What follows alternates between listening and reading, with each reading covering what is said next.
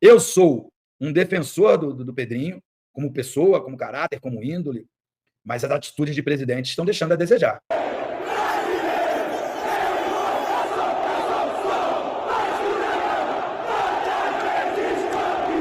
Aí complica. Se até o Edmundo, que é parceiro do Pedrinho, tá falando mal da montagem do elenco do Vasco, aí fica difícil.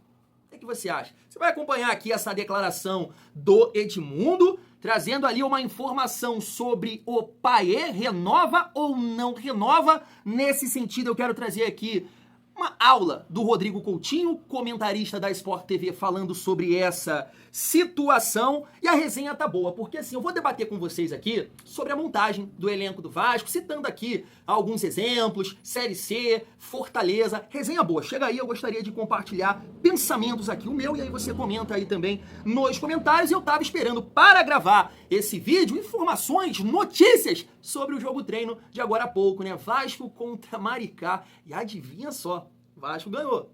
Conseguiu tomar 2 gols. E olha, se eu te falar quem fez os gols da partida, a gente vai debater aqui também o time titular que o Carille utilizou no início desse jogo treino. Ou seja, nesse sabadão tem muita resenha aqui no canal Vasco em Família.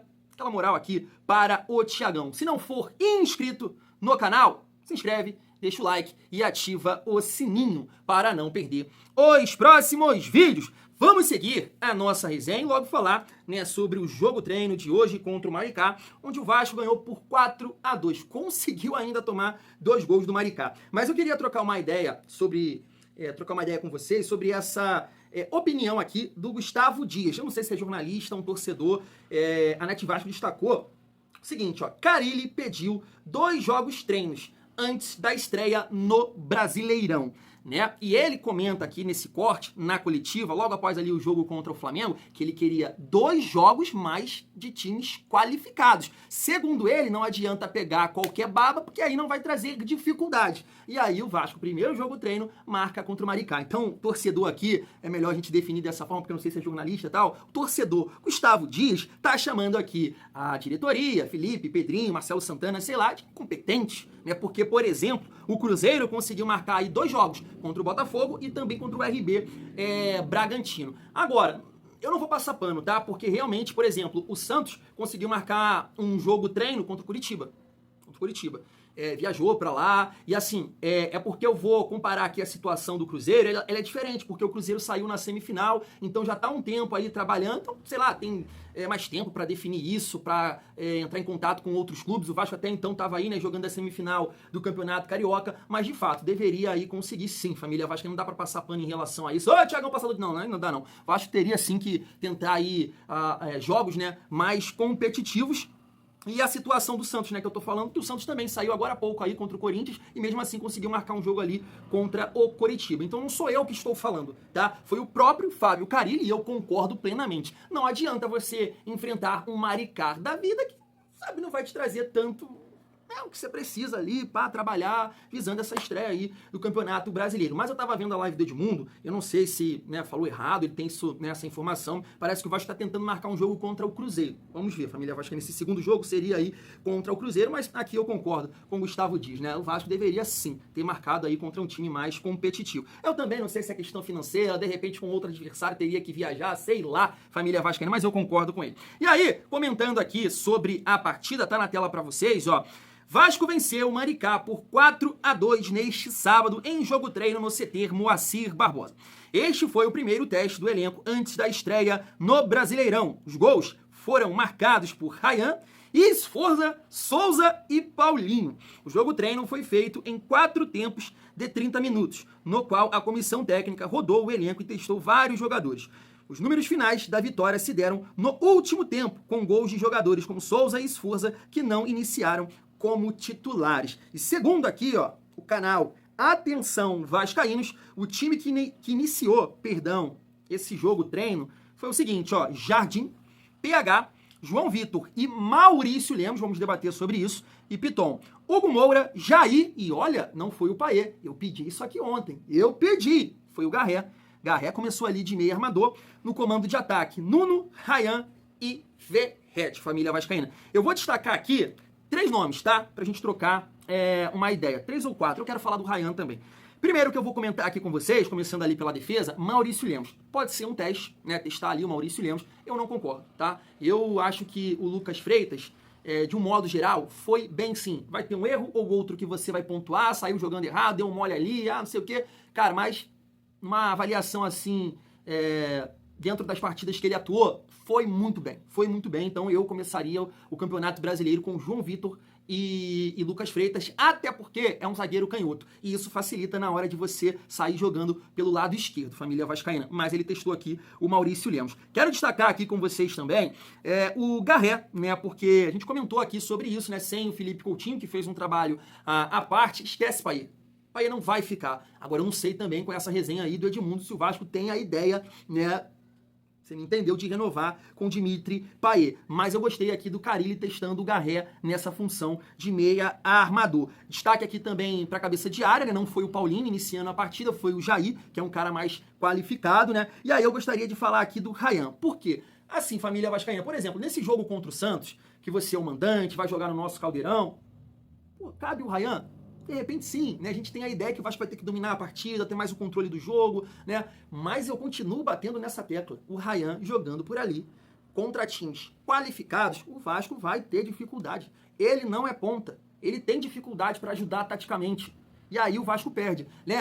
Eu coloquei aqui uma opinião do Júnior, comentarista da Sport TV, ele falando na análise dele que o Vasco tem uma dificuldade tremenda, né, de fazer a recomposição. E principalmente vai ter mesmo, cara, com o Ryan ali, que é pesadão, né, correr atrás de um lateral não dá, cara. O Ryan, ele tem que ser reserva do Verratti. Eu entendo porque o Lloyd tá aí, né? Lloyd, o próprio Garré, porque de repente poderia ter ali, se o Coutinho tivesse bem, Coutinho de meio armador e o Garré aqui pelo lado direito, Nuno pelo lado esquerdo e Verratti na frente. Então eu entendo, mas eu não gosto do Ryan aqui nessa função, é só pra quebrar o galho. Então vamos torcer, né, para que o Vasco consiga aí marcar algum jogo mais competitivo, de repente Cruzeiro, Botafogo, sei lá, pra gente visar essa estreia aí contra o Santos. Jogo difícil, família vascaína. Seguindo aqui a nossa resenha, eu quero trazer esse comentário do Edmundo, e aí a gente vai falar sobre a montagem do elenco do Vasco, até pegando, né, uma resenha, um debate que eu tive aí recentemente com outros vascaínos, falando que o elenco é fraco, que o Pedrinho tá fazendo um péssimo trabalho, citando outros clubes, né, como Fortaleza, Atlético Paranaense, o próprio Série C, já conseguiu aí, em determinados anos, montarem times competitivos e o Vasco não consegue. Então eu tenho um ponto de vista em relação a isso, até pegando esse gancho aí do Edmundo, que acabou ali pontuando, criticando, né, as peças que o Pedrinho contratou, e várias aqui eu também concordo. Jean Davi foi um erro. Até o momento, Maxime Domingues, né? Ainda mais o tempo de contrato que deu, 4 anos. Alex Teixeira, Souza, realmente, né? O Souza eu ainda falei aqui, vamos dar uma chance pro cara, pelo gogó dele, mas não dá. Né? Alex Teixeira, e aí o Edmundo cita também as 3 contratações que chegaram agora, e aí eu tenho um bom ponto de vista aqui para debater com vocês, além de trazer essa aula do Rodrigo Coutinho em relação ao Payet. Não é possível, Pedrinho, que você está pensando em renovar com o Payet. Eu sei que tem vascaíno que vem e comenta aqui, mas você defende o Coutinho, Thiago, e você fala mal do Payet. Gente, pelo amor de Deus, não faça isso. Não tem comparação Coutinho e Payet. História, carreira, talento, qualidade técnica, não tem comparação. E no Vasco, cara, a gente tem que dar tempo pro Coutinho. E o Payet já teve o David pra jogar, o Adson pra jogar, o próprio Peck, o Rossi que tava contribuindo ali na reta final de 2023. Quem foi aí? A galera que jogou com o Coutinho? Emerson Rodrigues? Jean Davi? Pumita? Sabe? Vamos ver aí esse comentário do Edmundo. David, né? A gente tá. É engraçado. Chegaram 2 jogadores da metade do ano passado, não agradaram, né? O Maxime Rodrigues e o Jean Davi. E mais o Emerson Rodrigues, né? Não agradaram. Agora, em janeiro, chegaram mais 3 jogadores, inclusive já estrearam, né? Já jogaram. Também não agradaram ao torcedor. E agora a gente está se apegando no retorno do Adson e do David, né, que são 2 atletas que oscilaram, jogaram boas partidas ruins, mas a gente está se agarrando no fato do retorno deles serem os grandes reforços que o Vasco estava precisando para a temporada. Assim como a gente esperou Paulinho, Jair, não é esse o tratamento que o torcedor do Vasco merece. pelo menos na minha opinião. Né? É claro que na metade do ano passado também chegou o Felipe Coutinho, e com ele vieram os amigos, que produzem pouco, ou nada, ou quase nada. Hoje, você me ligou com uma história que me deixou de boca aberta, dizendo que, de fato, e é real, que o Vasco está tentando renovar o contrato com o Payet. Isso me deixou completamente abismado. Eu sou um defensor do Pedrinho, como pessoa, como caráter, como índole, mas as atitudes de presidente estão deixando a desejar. Tá aí. Pra gente não perder o foco aqui, vamos falar sobre a situação do Payet. E aí o GE até fez uma matéria, né? Perguntou ali para os comentaristas o que eles pensam dessa situação. Aí tá aí, ó. Vasco deve renovar com o Payet. E aí eu peguei o comentário do Rodrigo Coutinho, que é um comentarista que eu gosto muito, entende muito de parte tática, sabe muito. Eu comecei a acompanhar ele no Charla e aí depois ele foi contratado pela Sport TV. E ele disse o seguinte, ó, não renovaria. E é um não assim, maiúsculo. Por quê? Para mim, o principal a se avaliar na renovação de um jogador é o custo-benefício e a projeção. O Payet jamais deu o retorno que se imaginava a médio prazo, nem a longo prazo. Eu acho que ele foi importante na luta contra o rebaixamento em 2023, fez alguns bons jogos no início de 2024, mas foram espasmo. Nunca foi uma relação ali de 2, 3 meses de continuidade. Claro que ele tem qualidade, ele tentou se adaptar ao Vasco, tentou emagrecer, entender o clube, tem passagens legais dele dentro de São Januário, manifestações de respeito ao Roberto Dinamite, por exemplo. Isso tudo é louvável, mas isso não faz o custo-benefício do jogador. O que faz é desempenho regular, pelo menos a médio prazo, e nem isso aconteceu. Então acho que por essa relação custo-benefício, eu não consigo nem entender quem tem uma opinião diferente dessa, com todo respeito. E sobre a projeção, a dele não é muito boa. Ele já vinha numa queda de carreira recente, de continuidade nos jogos, de participações nos jogos. A última temporada dele no Olympique já não foi boa nesse sentido. É um jogador que tem um histórico de problemas físicos, de lesões pequenas assim, que impedem com que ele tenha uma sequência. Então o Vasco, deixando de renovar com ele, abre espaço na folha salarial para outras posições em que precisa mais, afirmou Coutinho. Precisa falar alguma coisa? Precisa? Não. Não tem cabimento. Não tem argumentos que defendam uma renovação do Payet hoje. Ah, se no início do ano estivesse performando, né? Não tem. Não tem argumentos que defendam a renovação do Payet. Eu sou repetitivo nisso sempre que eu falo do Payet, que é o seguinte, né? Eu já teria tentado um acordo com ele em dezembro. Ah, não quis. Aí eu sempre falei isso aqui, né? O contrato vai até maio, de repente está performando. Melhor conversar, reduzindo bem esse salário, renova até o final do ano, porque vai ser ali, né? Ele, Coutinho, revezando ali para comandar o meio-campo. Isso não aconteceu. Não aconteceu, muito mal, tecnicamente, fisicamente, não consegue contribuir. Tem um jogo dele, né? Tem 15 minutos que a galera fica, ai, tá vendo? Melhor que o Coutinho, tem que renovar. Que foi com todo o poderoso União Rondonópolis. Não dá para você pagar 1,5 milhão, né? Tu viu as luvas que o Vasco teve que pagar aí recentemente? Não dá, gente, não dá. Então, vida que segue, né, que o Payet possa realizar o sonho dele de jogar aí com o irmão, sei lá, em qual divisão da França, no Vasco, não dá mais. Né? E aí a gente fica pensando, pô, será que o Vasco com esse valor vai conseguir aí um bom jogador? A gente fica torcendo para isso, família vascaína. E aí, pegando o outro gancho do Edmundo, que ele tá pontuando a questão do elenco do Vasco e das contratações recentes aí, né, Lloyd, Nuno, Garré, Teixeira, a gestão Pedrinho, né, Teixeira, Coutinho, Souza, no ano passado, Jean Davi, Maxime Domingues, e assim, cara, é o que eu já falei aqui com vocês algumas vezes.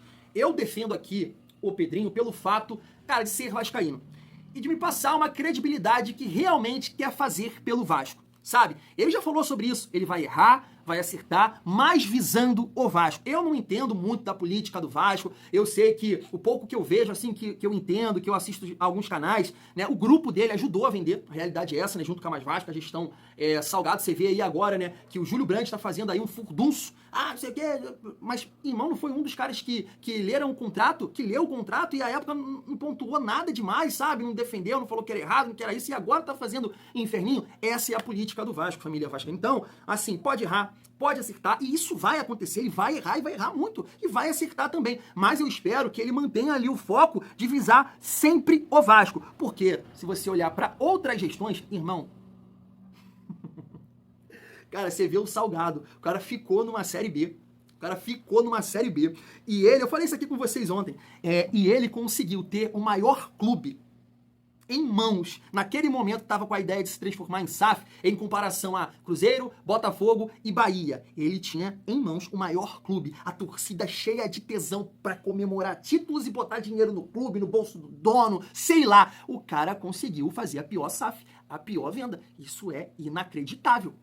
Então a gente tem que ter o entendimento que o Pedrinho tá fazendo hoje, cara, não é o que você quer, não é o que eu quero. Eu quero comemorar títulos, eu quero ter um time competitivo, só que isso vai levar tempo. Então o que o Pedrinho tá fazendo, ele tá te irritando, tá, mas de repente essa raiva que você tá dele, lá na frente você pode escolher alguma coisa. Agora, o salgado é o que você queria. Você quer comer pizza? Quer tomar um gelo? Toma aqui. Mas sabe o que aconteceu no final? Olha a analogia que eu tô fazendo aqui, ó. Você engordou, pô. Ficou mal de saúde. É o momento que a gente tá vivendo. Entregaram o que você queria, o que a maioria queria, há 2 anos atrás.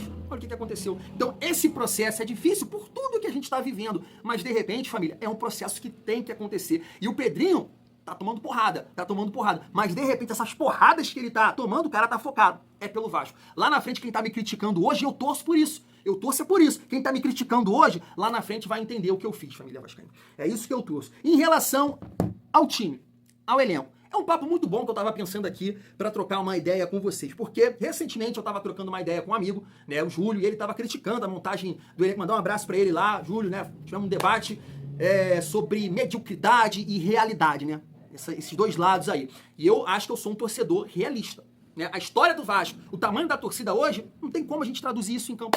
Não tem como, a realidade é essa. Isso não é ser medíocre. E aí é o ponto que eu vou tocar com vocês, porque ele citou 2 clubes, Fortaleza, Fluminense, que foi campeão da Libertadores, o Atlético Paranaense também conseguiu já ganhar a Sul-Americana, ganhar a Copa do Brasil, e assim, família vascaína. Eu vou te dar um exemplo. Fortaleza. Pega o elenco do Fortaleza e bota com a camisa do Vasco. Minha opinião, não sei de vocês. Cai. Vai parar na 2ª divisão. E olha, Thiagão, você não viveu a bola, você não sabe nada. Sabe quem falou isso? Pô, fechou. Pô, fechou, já falou isso. Bota o elenco do Fortaleza com a camisa do Vasco, cai. E olha só, não tô falando que o Fortaleza é pequeno, que é isso, que é aquilo. Poxa, é uma torcida que lota o Castelão, faz uma festa, né? Tu vê os canais aí do Fortaleza, é uma torcida grande. Mas, cara, não tem o nosso histórico, não tem a nossa base de conquistas. O Vasco é 4 vezes campeão brasileiro, é campeão de Libertadores, é campeão de virada, a maior virada da história da Mercosul. Olha o meu exemplo, tenho 33 anos, olha o que eu cresci vendo o Vasco. Em ali 97, Edmundo, Pedrinho, Ramon, Juninho, Evaí. Meu pai me levou a primeira vez no Maracanã para ver um Vasco e Botafogo com essa galera, 3-1 chocolate. Olha a imagem que eu tenho do Vasco. Então esse é o histórico, essa base que a gente tem de conquista. Lembra do Felipe, topetinho? Eu também queria. Meti um topetinho assim, igual do Felipe. Olha a base, o lastro que a gente tem de conquistas. O Vasco é gigante nesse cenário brasileiro. Então o time ali do Fortaleza que é encaixado, ajustado com a camisa do Vasco, não dá. Porque você, como torcedor do Vasco, você exige conquistas. Eu sei que o Fortaleza, né, no cenário nacional, não conseguiu conquistar, internacional também, mas bateu, né, numa final da Sul-Americana. Ou seja, tem sim, né, resultados infinitamente melhores do que o do Vasco. Tanto que está aí há 3, 4 anos disputando a Libertadores e o Vasco não consegue pisar lá. Mas se você botar o elenco do Fortaleza no Vasco, cai. Eu vou citar aqui agora outro para você, que é o Fluminense, né, que foi campeão da Libertadores, a gente está em 2025, Botafogo 23, certo? E aí o meu ponto é, a galera tá pegando o elenco do Vasco nesse momento, só que você esquece, para você formar um time campeão, sem dinheiro, irmão, é um processo. É um processo. E até hoje eu não entendo como esse time aqui do Fluminense foi campeão. Cara, foi uma energia sobrenatural, alinhou ali planetas e praias e sei lá o que aconteceu, irmão. Porque eu não vejo esse time do Fluminense para ser campeão de uma Libertadores. Encaixou com o Diniz e tudo mais, a coisa fluiu. Só que você pega o time do Fluminense e esquece aqui do processo. Você esquece do processo. Posso te provar? Vou citar alguns jogadores. Eu vou botar aqui na tela para vocês. Vocês contratariam o Fábio saindo do Cruzeiro, depois de, sei lá, 3 Série B, né, que ele disputou, já com 30 e poucos anos, você contrataria? Você pode até falar, vendo o desempenho dele, você não contrataria a época. Você não contrataria, tanto que nenhum time assim maior tentou a contratação dele, ele estava fechando com a América. O Fluminense apostou nele e foi um cara decisivo. Será que tem competência ou um pouco de sorte também nisso? Nino, grande zagueiro, né? Você gosta do Nino, não gosta? Seleção brasileira, foi vendido com muito papel colorido lá pra Rússia. Você sabe de onde o Nino veio? Sabe? Do Criciúma. Faz o Pedrinho pegar algum jogador do Criciúma hoje. Fala pro Pedrinho pegar algum jogador do Criciúma hoje. O que a galera vai fazer? O Nino chegou no Fluminense em 2019. Posso pegar outro aqui? André, grande jogador, revelado no Fluminense. Mas levou um tempo.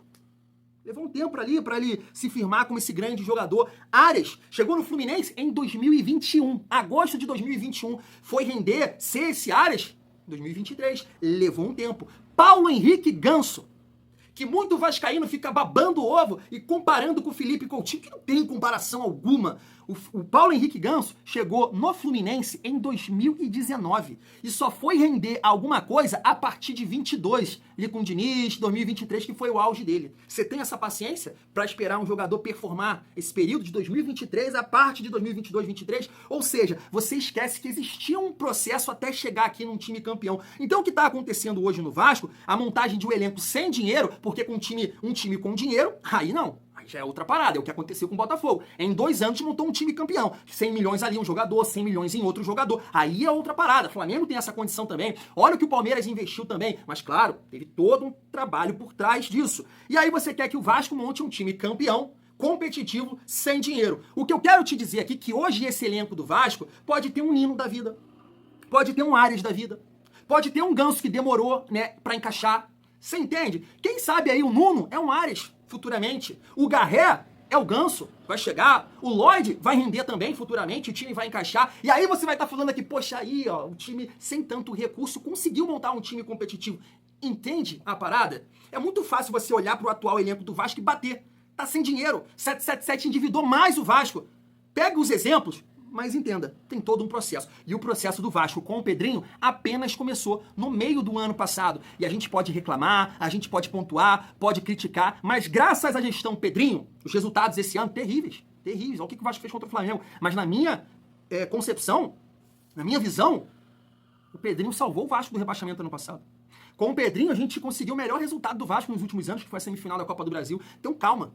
Calma, eu acho que o Vascaíno à frente, entendendo esse processo, a coisa pode caminhar, mas, sabe, vai ficar fazendo chilique, é aquele discurso que muita gente defendia 777. Agora, eu não entendo por que não defende o vascaíno. Não vai resolver 20 anos em um. Então, você vai resolver, sei lá, 20 anos, mais os dois da 777 em um ano. É um ano de Pedrinho, um ano e pouco aí? Vai? Ah, não sei. Quero saber se você concorda comigo sobre esse debate. Fui.